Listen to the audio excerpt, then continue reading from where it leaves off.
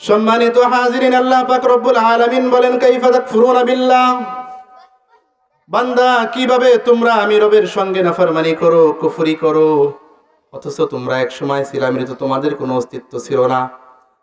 ওয়াকুনতুম আমওয়াতান ফাআহইয়াকুম, আমি তোমাদেরকে হায়াত দান করেছি, ফাআহইয়াকুম, আমি তোমাদেরকে হায়াত দিয়ে জিন্দেগি দিয়ে দুনিয়াতে পাঠাইছি। আল্লাহ পাক রব্বুল আলামিন বলেন, সুম্মা ইউমীতুকুম, তোমাদেরকে হায়াত দিয়ে দুনিয়াতে পাঠাইছি। তোমরা একথা মনে কইরো না যে তোমরা হায়াত পেয়ে বড় একটা কিছু হয়ে গেছো। সুম্মা ইউমীতুকুম, তোমাদেরকে আবার মরতে হবে। আবার কি করতে হবে? কি আমাদের মরতে হবে না? আমরা এক সময় মৃত ছিলাম। আল্লাহ সুবহানাহু ওয়া তাআলা আমাদেরকে হায়াত দিয়ে দুনিয়াতে পাঠাইছেন, কিন্তু আমাদের পিছনে মৃত্যু ফিট করে দিবেন কিনা? আল্লাহ তাআলা সূরাতুল মুলকের মধ্যে বলছেন, আল্লাযী খালাকাল মাউতা ওয়াল হায়াতা লিয়াবলুয়াকুম আইয়ুকুম আহসানু আমালা। আল্লাহ তাআলা বলেন, বান্দা তোমাকে আমি হায়াত দিয়ে দুনিয়াতে পাঠাইছি, তুমি মনে করো না তো তুমি স্বাধীন। তোমাকে স্বাধীনতা দান করছি, কিন্তু তোমাকে আকাশে ছাড়ছি, কিন্তু সুতার মূল কাঠি কার হাতে? আল্লাহর হাতে। আমাকে আপনাকে আবার মৃত্যুবরণ করতে হবে। আল্লাহ তাআলা বলেন, সুম্মা ইউমীতুকুম, তোমাদেরকে মৃত্যুবরণ করতে হবে, কবরে যাইতে হবে। সুম্মা ইউহয়িকুম, কবরে যাওয়ার পরে কি শেষ? সুম্মা ইউহয়িকুম, ওখান থেকে আবার উঠানো হবে। আল্লাহ তাআলা সূরাতুল বাকারার মধ্যে বলেন, বান্দা তুমি আমার নাফরমানি করতেছো, ভুলে যাইও না তুমি এক সময় মৃত ছিলা, তুমি এক সময় কিচ্ছুই ছিলা না। তোমাকে আমি অস্তিত্ব দিয়ে দুনিয়াতে পাঠাইছি, তোমাকে আমি আস্তে আস্তে বড় করছি। তুমি এমন ভাবে দুনিয়াতে আসছিলা, তোমার কোনো শক্তি ছিল না, তুমি ছিলা ছোট। ওমা কুনতা সগীরা, আল্লাহ তাআলা বলেন তুমি ছিলা ছোট। ওমা কুনতা যায়ীফা, আল্লাহ তাআলা বলেন তুমি ছিলা দুর্বল। কেমন দুর্বল ছিলাম? আল্লাহ পাক রব্বুল আলামিন আমাদেরকে যখন দুনিয়াতে পাঠাইছেন, আল্লাহ তাআলা আমাদেরকে হাত দিছিলেন কিনা? তখন হাত ছিল না। যখন দুনিয়াতে আসছে আমাদের সঙ্গে হাত ছিল না? হাত ছিল, হাত নাড়াইতে পারতাম, কিন্তু হাতের যে শক্তি ছিল, এই শক্তির কোনো কার্যকারিতা ছিল না। ছিল নাকি? মন চাইলেই তখন কি আমি হাত দিয়ে গ্লাসটা ধরতে পারতাম? এখন তো ধরতে পারি। আমার এই হাতের মধ্যে আস্তে আস্তে এই শক্তিটা, ধরার শক্তিটা কে দিয়েছে? আল্লাহ বলেন, বান্দা তুমি ছোট ছিলা, তোমাকে আমি আস্তে আস্তে বড় করছি। তোমাকে আমি হাত দিছিলাম, তোমার হাতের মধ্যে ধরার শক্তি ছিল না। তোমার সঙ্গে চক্ষু ছিল, তোমার দৃষ্টিশক্তি ছিল, কিন্তু দৃষ্টিশক্তির কার্যকারিতা ছিল না। তোমার সঙ্গে কর্ণ ছিল, কিন্তু তোমার কর্ণের মধ্যে শ্রবণ শক্তির কোনো কার্যকারিতা ছিল না। তুমি মানুষের চিল্লা চিল্লি শুনতা, কিন্তু কি বলতেছে এটা তুমি বুঝতা না। ঠিক কিনা? বুঝতাম নাকি? আমরা বুঝতাম না, ছোট ছিলাম। আল্লাহ তাআলা আমাদেরকে দুটি পা দিয়ে দুনিয়াতে পাঠাইছেন। পা নাড়াচাড়া করতে পারতাম, কিন্তু প্রথমেই পা মেলে দাঁড়াইতে পারতাম না, পা জমিনে স্থির করে রাখতে পারতাম না। আল্লাহ সুবহানাহু ওয়া তাআলা বলেন, আমি তোমাকে আস্তে আস্তে আস্তে আস্তে বড় করছি। আমার আপনার মা, আমার আপনার বাবা প্রত্যেকদিন চেষ্টা করলেও যে স্কেল দিয়ে আজকে মেপে দেখি আমার সন্তানটা আজকে দিনে কতটুকু বড় হয়েছে, যদি এরকম কারো পিতা মাতা চেষ্টা করতো, তাহলে কি মেপে দিন শেষে বলতে পারতো কিনা যে আজকে আমার সন্তান এতটুকু বড় হয়েছে? পারতো? চেষ্টা করে দেখা যাবে এটা? পারবেন? আল্লাহ পাক রব্বুল আলামিন আমাদেরকে কিভাবে আস্তে আস্তে আস্তে আস্তে বড় করলেন। বড় করার পরে যখন শরীয়তের বিধান আমার আপনার উপর আল্লাহ তাআলা অর্পণ করে দিলেন, যে বান্দা তুমি এখন বালেগ হয়ে গেছো, তোমার উপর ইসলামের বিধানগুলো এখন থেকে তোমার উপর জারি হয়ে গেল। জারি করে দেওয়ার পর আল্লাহ তাআলা বললেন, ওমা খালাকতুল জিন্না ওয়াল ইনসা ইল্লা লিয়াবুদুন। আল্লাহ তাআলা বলেন, এই আয়াতের আগে আল্লাহ তাআলা অন্য আরেকটা আয়াতের মধ্যে বলেন, হুয়াল্লাযী খালাকালাকুম মা ফিল আরদি জামিআ। আল্লাহ পাক রব্বুল আলামিন বলেন, বান্দা এই দুনিয়ার মধ্যে তোমার চোখের মধ্যে যা কিছু পড়ে, যা কিছু তুমি দেখো, সমস্ত কিছু হুয়াল্লাযী খালাকালাকুম মা ফিল আরদি জামিআ, আল্লাহ বলেন সমস্ত কিছু তোমার কল্যাণে সৃষ্টি করছে। সুবহানাল্লাহ। আল্লাহ বলেন এই পৃথিবীর মধ্যে তুমি যা দেখো, সমস্ত কিছুই আমি তোমার কল্যাণে, তোমার ভালাইয়ের জন্য সৃষ্টি করেছি। আল্লাহ তাআলা বলেন, ওমা খালাকতুল জিন্না ওয়াল ইনসা ইল্লা লিয়াবুদুন, কিন্তু একমাত্র তোমাকে এবং জিন জাতিকে সৃষ্টি করেছি আমার গোলামের জন্য। কার গোলামের জন্য? আল্লাহ পাক রব্বুল আলামিন বলেন, বান্দা একমাত্র পৃথিবীর সমস্ত কিছু তোমাদের জন্য সৃষ্টি করেছি, আর একমাত্র তোমাদেরকে এবং জিন জাতিকে সৃষ্টি করেছি আমার গোলামের জন্য।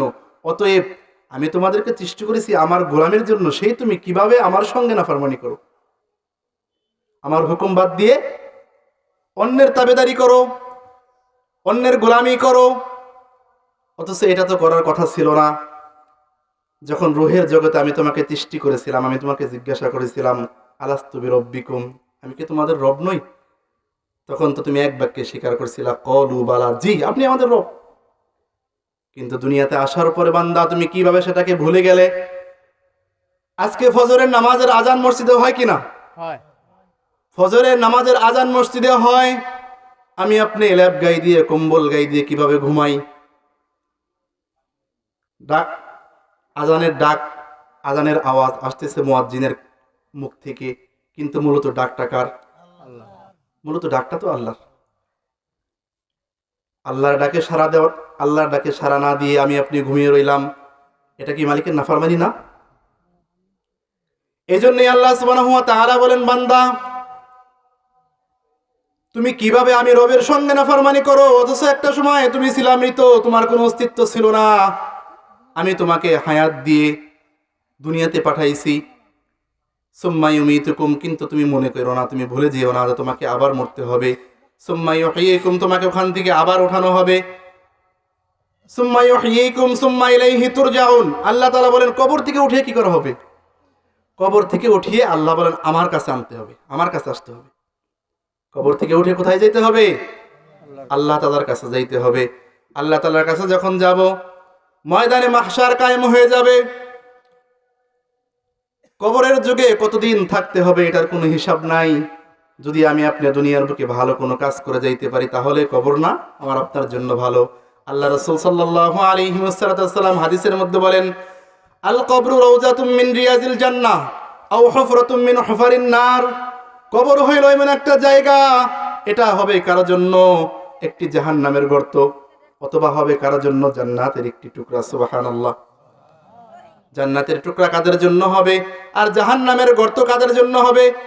এই ওয়াজ যদি আপনাদের করতে দেওয়া হয়, আপনারাই করতে পারবেন। আপনাদেরকে যখন নামাজের দাওয়াত দেওয়া হয়, কোন ভালো কাজের দাওয়াত দেওয়া হয়, একজন আলেমের চাইতে ওয়াজ আম পাবলিক এখন ভালো করতে জানে। যদি বলি ভাই আসেন না নামাজে, বলে হ্যাঁ নামাজ ছাড়া তো চলবে না, নামাজ তো পড়তেই হবে। হ্যাঁ, আল্লাহু আকবার। এটা হচ্ছে আমাদের জবান, কিন্তু ভিতর, আমাদের জবানে একটা ভিতরে আরেকটা। এরকম চলবে না ভাই। আমাকে আপনাকে প্রত্যেককে মৃত্যুবরণ করতে হবে কিনা? প্রত্যেককে কাল কিয়ামতের ময়দানে আল্লাহ সুবহানাহু ওয়া তাআলার সম্মুখে দাঁড়াইতে হবে কিনা? হ্যাঁ, দাঁড়াইতে হবে। আল্লাহ সুবহানাহু ওয়া তাআলা বলেন, বান্দা কাল কিয়ামতের ময়দানে যখন তোমরা দাঁড়াইবা, তোমাদেরকে কাল কিয়ামতের ময়দানে হিসাব দেওয়ার জন্য দাঁড় করাইয়া দেওয়া হবে। আল্লাহ সুবহানাহু ওয়া তাআলার সম্মুখে যখন দাঁড়াবেন, আমার আপনার জিন্দেগীর, গোটা জিন্দেগীর পাই পাই হিসাব না দেওয়া পর্যন্ত একটা কদম আমি আপনি লড়তে পারবো না। একটা কদম আমি আপনি কি করতে পারবো না? লড়তে পারবো না। কাল কিয়ামতের ময়দানে আল্লাহ সুবহানাহু ওয়া তাআলা আমার আপনার গোটা জিন্দেগীর হিসাব চাইবেন।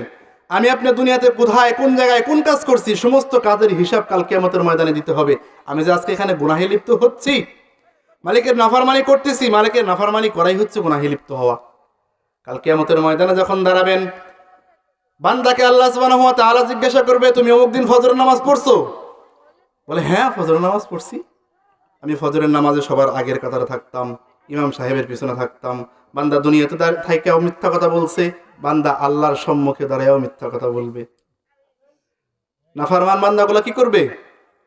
যারা নাফরমানি করে, দুনিয়াতে থাইকা যারা নাফরমানি করতেছে, এই নাফরমানগুলো কাল কিয়ামতের ময়দানে আল্লাহর সামনে দাঁড়ায় বলবে যে মালিক এক ওয়াক্ত নামাজও সারি নাই।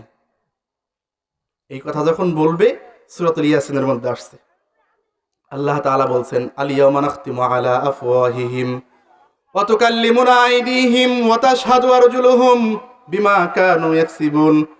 আল্লাহ তাআলা বান্দার মুখের মধ্যে মোহর মেরে দিবে। আল্লাহ সুবহানাহু ওয়া তাআলা বান্দার মুখকে বন্ধ করে দিবে মোহর মেরে। বান্দার হাত তখন কথা বলবে, বান্দার পা তখন কথা বলবে, বান্দার শরীরের চামড়া বান্দার বিরুদ্ধে কথা বলবে। চামড়া যখন বান্দার বিরুদ্ধে সাক্ষী দিবে কাল কিয়ামতের ময়দানে, নাফরমানগুলো চামড়াকে উদ্দেশ্য করে বলবে, ওহে চামড়া, তুমি না আমার গায়ের চামড়া, আজকে তুমি আমার বিরুদ্ধে কেন সাক্ষী দিচ্ছ? চামড়া বলবে, ক্বালু লিজুলুদিহিম লিমা শাহিদতুম আলাইনা ক্বালু আনতাকানা আল্লাহুল্লাযী আনতাকা কুল্লা শাই। চামড়া বলবে, বান্দা, তোমাকে যেই মালিক শক্তি দান করেছিল দুনিয়াতে, ওই মালিক আজকে আমাকে তোমার বিরুদ্ধে সাক্ষী দেওয়ার শক্তি দান করেছে। যখন আমার চামড়া আমার বিরুদ্ধে সাক্ষী দিবে, আর কি কোনো উপায় থাকবে তখন? মুসলমান ইমানদার, আমি আপনি দুনিয়াতে নাফরমানি করতেছি, গুনাহ করতেছি, আমাকে আপনাকে সতর্ক হতে হবে। আজকে দুনিয়াতে যদি আমি আপনি একটা ভবনের মধ্যে ঢুকি, একটা বিল্ডিংয়ে ঢুকি, অনেক বিল্ডিংয়ের মধ্যে দেখবেন লেখা থাকে যে এই বিল্ডিংটা সিসি ক্যামেরার দ্বারা নিয়ন্ত্রিত। লেখা থাকে না যে এই বিল্ডিং কিসের দ্বারা নিয়ন্ত্রিত? সিসি ক্যামেরার দ্বারা নিয়ন্ত্রিত। তখন আমি আপনি সাবধান হয়ে যাই যে হায় হায়, এই বিল্ডিংয়ের মধ্যে জায়গায় জায়গায় কোনায় কোনায় সিসি ক্যামেরা ফিট করা আছে। এই বিল্ডিং এর ভিতরে যখন আমি ঢুকবো, আমাকে এরকম কোনো আচরণ দেখানো যাবে না, এরকম কোনো কাজ করা যাবে না যেই কাজ করলে আমার অসম্মানী হয়, ঠিক না? অনুরূপভাবে আল্লাহ পাক রব্বুল আলামিন দুনিয়ার মধ্যে আমাকে আপনাকে পাহারা দেওয়ার জন্য সিসি ক্যামেরা ফিট করে রাখছেন। যে সিসি ক্যামেরা আমার সঙ্গে দেখতেছে, কিছু বলেন, আমার হাত সিসি ক্যামেরা, কাল কিয়ামতের ময়দানে আমার হাত আমার বিরুদ্ধে সাক্ষী দিবে। আজকে আমি এখানে একটা গুনাহ করতেছি, কাল কিয়ামতের ময়দানে এই একটা গুনার পক্ষে আমার বিরুদ্ধে 8টি সাক্ষী দাঁড়িয়ে যাবে। কয়টি সাক্ষী? সাক্ষীগুলোর কথা মনে রাখবেন, তাহলে গুনাহ থেকে ফিরে আসা সম্ভব হবে, সহজ হবে। কাল কিয়ামতের ময়দানে বান্দা আজকে গুনাহ করতেছেন, মালিকের নাফরমানি করতেছি, কাল কিয়ামতের ময়দানে প্রত্যেকটা গুনাহের জন্য কয়টা করে সাক্ষী দাঁড়াবে বলেন? 8টা করে সাক্ষী কাল কিয়ামতের ময়দানে দাঁড়িয়ে যাবে। 1 নাম্বার সাক্ষী দাঁড়িয়ে যাবে জমিন। 1 নাম্বার সাক্ষী কি? আল্লাহ সুবহানাহু ওয়া তাআলা সূরাতুল জিলজাল আছে না, সূরাতুল জিলজালের মধ্যে আল্লাহ তাআলা বলে দিয়েছেন জমিন সমস্ত কিছু বলে দিবে। জমিন সমস্ত কিছু বলে দিবে যে কোন জায়গার জমিনের মধ্যে দাঁড়িয়ে, কোন জায়গার জমিনের মধ্যে বসে মালিকের কোন নাফরমানিটা করছে। 1 নাম্বার আমার বিরুদ্ধে সাক্ষী হয়ে দাঁড়াবে এই জমিন। 2 নাম্বার সাক্ষী হয়ে যাবে কাল কিয়ামতের ময়দানে আমার আপনার পা। আমার আপনার পা মালিকের দরবারে বলবে, মালিক, আপনি এই কাজ করতে নিষেধ করেছিলেন, কিন্তু আমার দ্বারা হাইটা হাইটা যায় অমুক জায়গায় যায় এই কাজটা করছে। আমার তখন শক্তি ছিল না, সামর্থ্য ছিল না, আমি যাইতে চাই নাই, আমাকে নিয়ে গেছে, কারণ আপনি আমাকে তো তার অধীন করে দিছিলেন, এই জন্য আমি কোনো কিছু করতে পারি নাই। কাল কিয়ামতের ময়দানে আমার আপনার পা আমার বিরুদ্ধে সাক্ষী দিবে। কয়টা গেল? 2টা। 1 নম্বরে জমিন আমার বিরুদ্ধে সাক্ষী দিবে, 2 নম্বরে পা, 3 নাম্বার আমার আপনার হাত।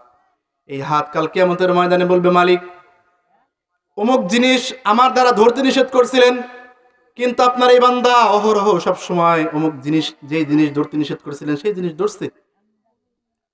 কাল কিয়ামতের ময়দানে আমার আপনার হাত আমার বিরুদ্ধে সাক্ষী। কয় নাম্বার গেল?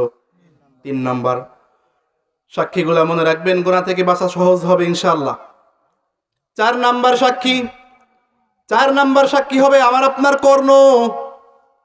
আমার আপনার কর্ণ কাল কিয়ামতের ময়দানে সাক্ষী দিবে, মালিক, ঘরের দরজা লাগাইয়া দরজাকে বন্ধ করে হেডফোন দিয়ে মোবাইলের মধ্যে গান শুনছে। কানের ভিতরে হেডফোন ঢুকাইয়া গান শুনে না, অথচ মালিক তো নিষেধ করছে। কাল কিয়ামতের ময়দানে আমার আপনার কান মালিকের দরবারে সাক্ষী দিবে, আমার আপনার বিরুদ্ধে সাক্ষী দিবে।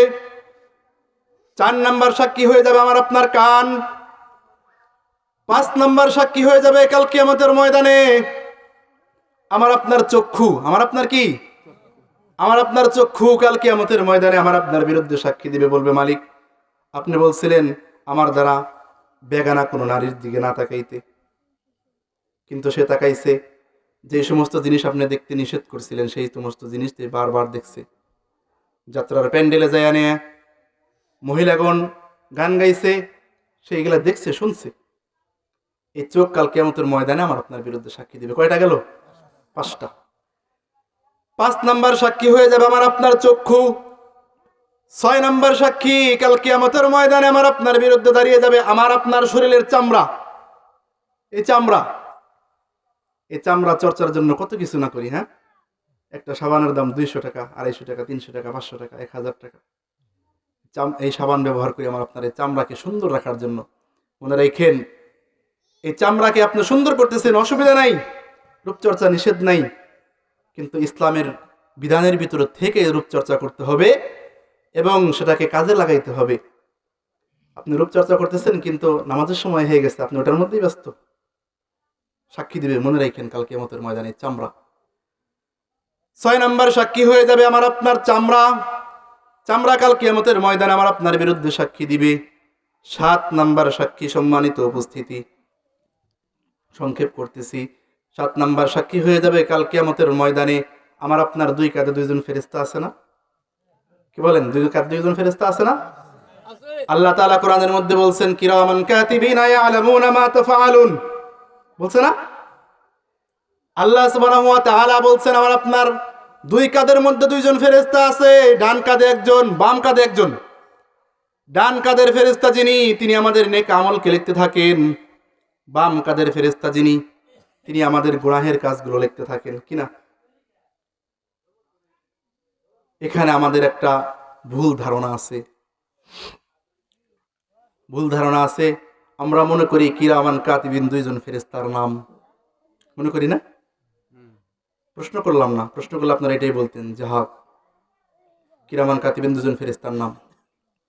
আমরা এটাও বলি যে কিরামান ডান কাঁধে থাকে, কাতিবিন বাম কাঁধে থাকে, এটাও বলি, কিন্তু এই কথাটা সঠিক নয়, এটা ভুল কথা। আল্লাহ সুবহানাহু ওয়া তাআলা কোরআনের মধ্যে বলছেন কিরামান। কিরামান শব্দের অর্থ হচ্ছে সম্মানিত। কিরামান শব্দের অর্থ কি? সম্মানিত। আর কাতিবিন শব্দের অর্থ হচ্ছে লেখক। কিরামান কাতিবিন, সম্মানিত লেখকগণ।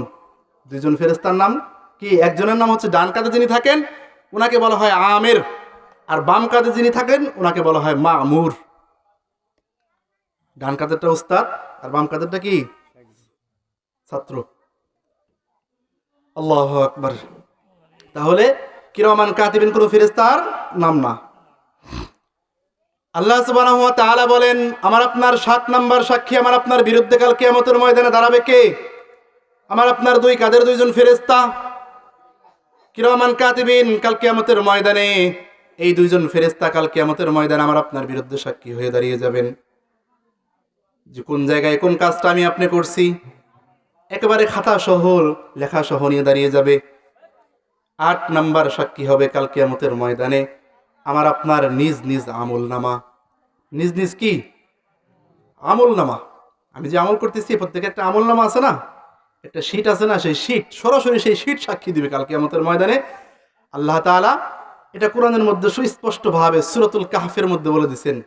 আল্লাহ তাআলা বলেন ওয়াদি আল কিতাব ফাতারাল মুজরিমিনা মুশফিকিনা মিম্মা ফিহি ইয়াকুলুনা ইয়া ওয়াইলাতানা মা লিহাযাল কিতাব লা ইউগাদিরু সগীরাতাও ওয়ালা কাবীরাতান ইল্লা আহসাহা। আল্লাহ তাআলা বলেন হে রাসূল আপনি জানিয়ে দেন কাল কিয়ামতের ময়দানে নাফরমানের বাম হাতে যখন আমলনামা দেওয়া হবে, নাফরমানের আমলনামা কোন হাতে দেওয়া হবে? বাম হাতে। আল্লাহ তাআলা বলেন হে রাসূল আপনি জানিয়ে দেন কাল কিয়ামতের ময়দানে যখন নাফরমানের বাম হাতে আমলনামা দেওয়া হবে, আমলনামাটা দেখে নাফরমান ভয়ে থরথর করে কাঁপতে থাকবে, ভয়ে থরথর করে কাঁপতে থাকবে আর বলবে মা লিহাযাল কিতাব, এটা কেমন আমলনামা, লা ইউগাদিরু সগীরাতাও ওয়ালা কাবীরাতান ইল্লা আহসাহা। সে আফসোস করবে আর বলবে হায় আল্লাহ এটা কেমন আমলনামা, মা লিহাযাল কিতাব, এটা কেমন আমলনামা, যে আমলনামার মধ্যে আমার জিন্দেগির ছোট্ট একটা নেক আমল কেউ ছাড়া হয় নাই, আমার জিন্দেগির ছোট্ট একটা গুনাহের কাজ কেউ ছাড়া হয় নাই, আমি ছোট্ট একটা গুনাহের কাজ করছি সেটাও দেখছি এটার মধ্যে আছে, ছোট্ট একটা নেক আমল করছি সেটাও দেখতেছি এই আমলনামার মধ্যে আছে। আফসোস করবে আর নাফরমান তখন এটা বলতে থাকবে, তখন এই আফসোসের কোনো দাম থাকবে?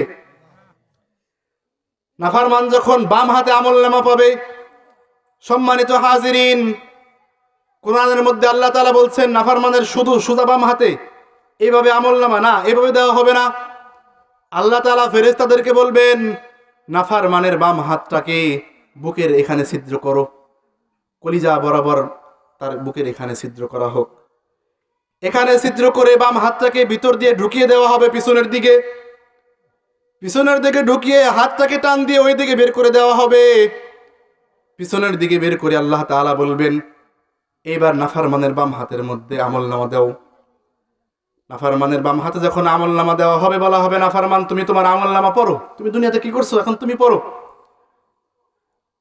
নাফরমান বলবে, আল্লাহ আমার আমলনামা তো পিছনে, আমার মাথা তো, আমার চেহারা তো সামনের দিকে, আমি আমলনামা কিভাবে পড়বো?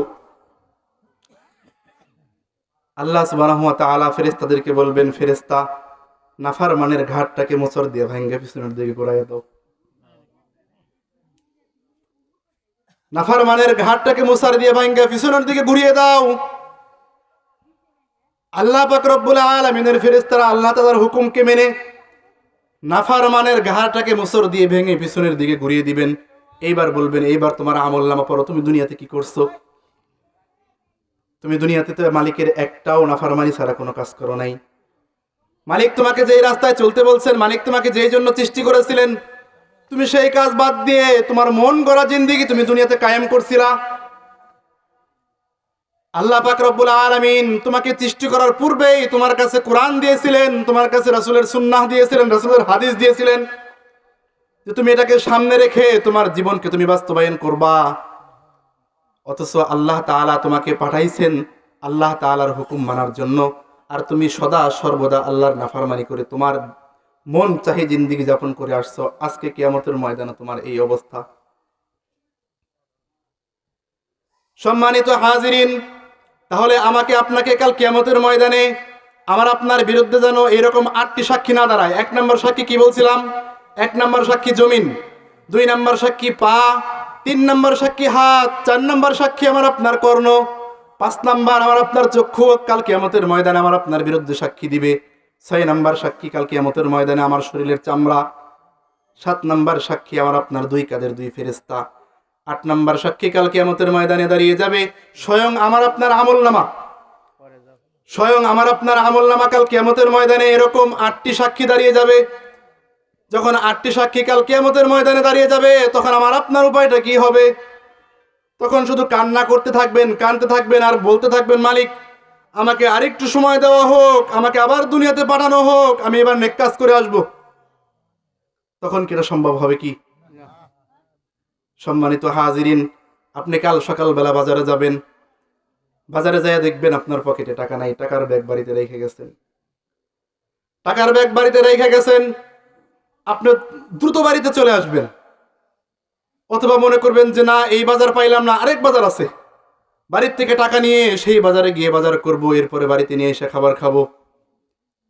কিন্তু ভাই, আমার আপনার হায়াতের জিন্দেগি যখন শেষ হয়ে যাবে, যখন আমি আপনি কবরে যাব, আমার আপনাকে যখন কাল কিয়ামতের ময়দানে মাহশারে দাঁড় করানো হবে, তখন আমি আপনি যতই চিৎকার চেঁচামেচি করি না কেন যে আল্লাহ আমাকে 1 দিনের জন্য সময় দেওয়া হোক, আমি দুনিয়াতে যাই আবার একটু ভালো কাজ করে আসব, তখন কি সম্ভব হবে? দুনিয়াতে বাজারে যাবেন, টাকা রেখে গেছেন, ফিরে আইসা টাকা নিয়ে বাজার করে নিয়ে আসা সম্ভব। কিন্তু কবরে যখন চলে যাবেন আর ফিরে আসতে পারবেন না। এই জন্য কবরে যাওয়ার পূর্বে কবরের সামানা, কবরের যাওয়ার পরে যেই জিনিসটা লাগবে, আখিরাতের যেই বাজারটা লাগবে, সেই বাজারটা আমাকে আপনাকে এখান থেকে করে নিয়ে যাইতে হবে। যদি ভুল করেন, কাল কিয়ামতের ময়দানে আমার আপনার উপায় থাকবে না। সম্মানিত হাজিরিন, এজন্য 1 নম্বর কথা হচ্ছে, আমাকে আপনাকে নাফরমানির জিন্দেগি থেকে সরে আসতে হবে, গুনাহের কাছ থেকে সরে আসতে হবে, গুনাহমুক্ত জিন্দেগি গঠন করতে হবে। যদি গুনাহমুক্ত জিন্দেগি গঠন না করি, কাল কিয়ামতের ময়দানে আমার আপনার উপায় থাকবে না। এই শরীর জাহান্নামের পুরার মতো শরীর না, জাহান্নামের আগুনে আমি আপনি সহ্য করতে পারবো না। জাহান্নামের যে ভয়াবহতা হুজুর আলোচনা করবেন ইনশাআল্লাহ। জাহান্নামের আযাব সহ্য করতে পারবো না। আমরা অবশ্য প্রত্যেকদিন আলোচনা শুনি যে জাহান্নামের এরকম আযাব, এরকম আযাব, কিন্তু শুনি আমাদের এক কান দিয়ে শুনি, আরেক কান দিয়ে বের করে দিই, এগুলা দিলে বসাই না।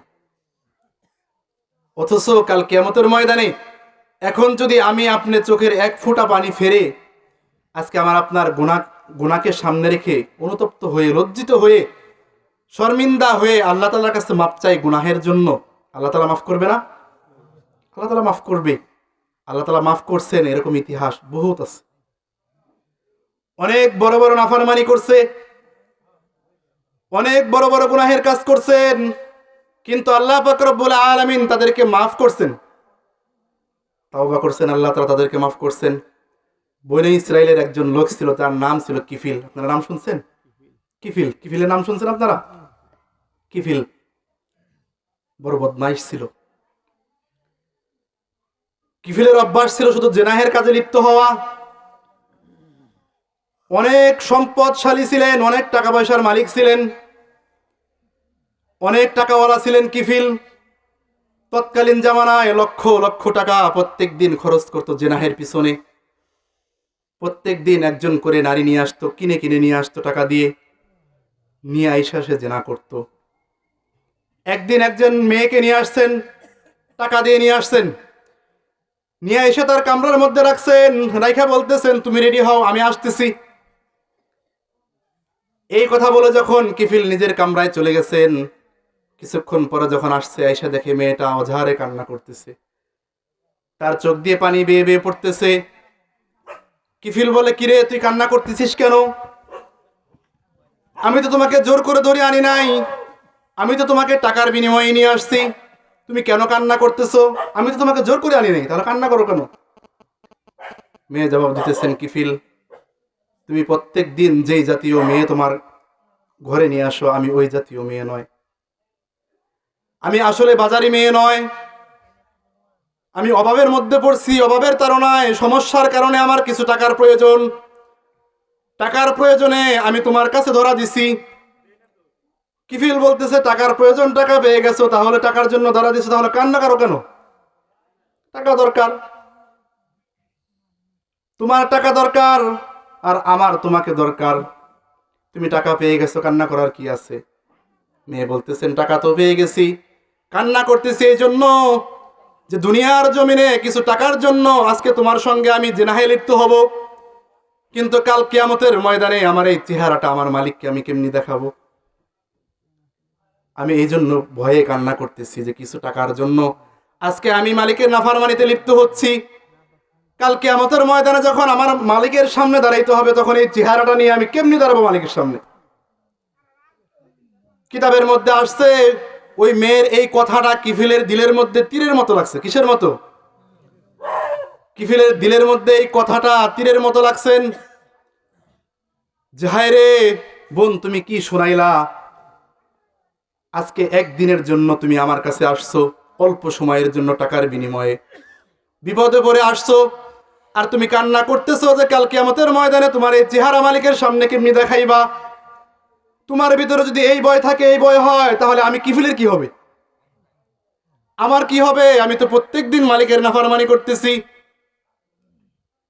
মেয়ের এই কথাটা যখন কিফিলের দিলের মধ্যে তীরের মতো লাগছে, কিফিলের ভিতরে আল্লাহ তাআলা হেদায়েতের বাতি জ্বালাইয়া দিয়েছে। সুবহানাল্লাহ বলি। কিফিল বলতেছেন, বোন আমি তোমাকে টাকার থলি দিয়ে দিলাম, আমার টাকারও প্রয়োজন নাই, তুমি টাকাও নিয়ে নাও, আমি তোমার সঙ্গে জিনাহও লিপ্ত হব না, কিন্তু আমি তোমার কাছে একটা জিনিস চাই, সেটা হচ্ছে আমি আজকে এই মুহূর্তে তাওবা করলাম, আমি আর জিন্দেগিতে কোনোদিন জিনা করব না, নাফরমানি করব না। সুবহানাল্লাহ বলেন। আমি আর জিন্দেগিতে কোনোদিন গুনাহ করব না, নাফরমানি করব না, কিন্তু আমি তোমার কাছে যেই জিনিসটা চাই, সেই জিনিসটা হচ্ছে তোমার এই কান্না জড়িত কণ্ঠে তোমার দুটি হাত আসমানের দিকে উঠায়া তুমি মালিকের কাছে দোয়া করবা, মালিক যেন আমি কিফিলের তাওবাটারে কবুল করে। আমি তো গুনাহ করতে করতে আমার জিন্দেগিটারে শেষ করে ফেলছি, আমি যদি এমনি তাওবা করি, মালিক হয়তো আমার তাওবা কবুল করবে না। তুমি তো নেককার মানুষ, তুমি তো মালিকের নাফরমানি লিপ্ত হও না, তুমি যদি মালিকের কাছে দোয়া করো, মালিক তোমার কথা শুনবে। তুমি মালিকের কাছে দোয়া করো, মালিক যেন আমার তাওবা কবুল করে।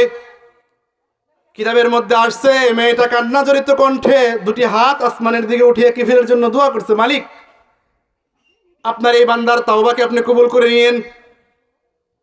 কিতাবের মধ্যে আসছে, ওই রাত্রিতেই কিফিলের মৃত্যু হয়ে গেছে। সুবহানাল্লাহ বলেন। ওই রজনীতেই কিফিলের ইন্তেকাল হয়ে গেছে। পরের দিন সকালবেলা কিফিলের দরজার মধ্যে স্বর্ণ করে লেখা উঠছে, কদ গাফারাল্লাহু লিকিফলিন। সুবহানাল্লাহ বলে। পরের দিন সকালবেলা মানুষ দেখে কিফিলের দরজার মধ্যে লেখা, কদ গাফারাল্লাহু লিকুফলিন। আল্লাহ সুবহানাহু ওয়া তাআলা কিফিলের জিন্দেগানির সমস্ত গুনাহ খাতাকে মাফ করে দিয়েছেন। কিফিলের সময় যে মালিক ছিল সেই মালিক এখন আছে না নাই? সেই মালিক এখন আমার আপনার গুনাহ মাফ করতে পারে না? কিফিল ছিলেন কোথায়, কোন সময়? বনি ইসরাইলে। আর আমি আপনি আসছি এমন এক সময় যেই সময়ের উম্মতের সবচাইতে দাম বেশি। সুবহানাল্লাহ বলেন।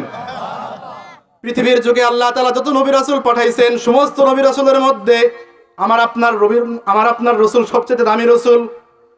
এই দামি রসুলের যত উম্মত আছে, এই উম্মতও হচ্ছে দামি উম্মত। সকলেই বলি সুবহানাল্লাহ।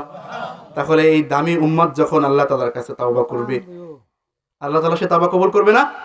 অবশ্যই কবুল করবে, কিন্তু শর্ত হচ্ছে আমি আপনি যেই গুনাহের জন্য তাওবা করব, শর্ত হচ্ছে সেই গুনাহ মালিকের কাছে এরকম বলতে হবে যে আল্লাহ, আমি এই গুনাহ থেকে তাওবা করতেছি, ওয়াদা করতেছি এই গুনাহ আমি আর জিন্দেগিতে করব না। সকলে পারবো না ইনশাআল্লাহ?